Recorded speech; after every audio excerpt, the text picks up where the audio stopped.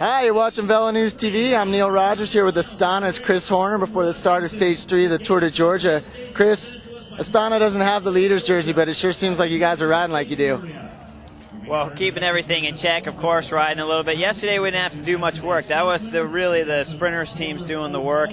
We ride a couple guys, keep the time gap close, and then the sprinter teams take over and ride the final of the race. But certainly the sprinter teams are doing the job that they need to do. Is they want a field sprint, and they're doing the majority of the work, and we're just helping out for good faith and keeping things the way we want it to.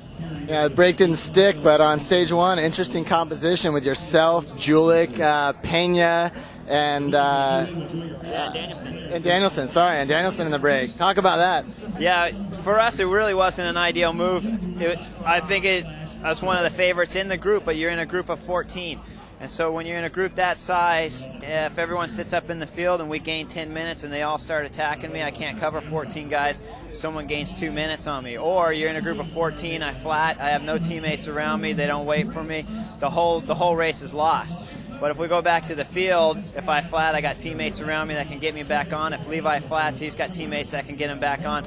Everything's secured, and we can control things from there. But you can't really control things in a 14-man group. Assuming you don't flat, you don't crash or anything like that, those are minor risks. But if we're back in the field, we can control things almost 100%. And when you're in a group of 14, you really put your hands in fate. Stage 1 was short, and everybody's fresh. Stage 2, maybe a little longer. Maybe you're starting to see a little race. Anything you're seeing in the peloton? Anybody starting to show any kind of signs, or is it still too early? I think it's still a little bit too early. I mean, certainly we haven't seen any signs to show who's really, really strong out there or something, because the course hasn't been strong enough to see that. But and the other end of the whatever is spectrum. The spectrum, exactly. Oh, maybe it is showing signs.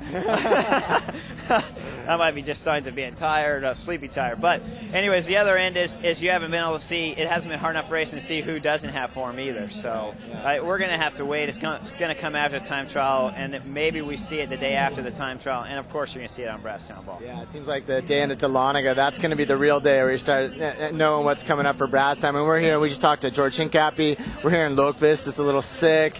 We're hearing from Slipstream Trent Lowe as their dark horse. It's going to be an interesting race. Yeah, it's always going to be an interesting race. The promoters have done a good job of making this a really tight race.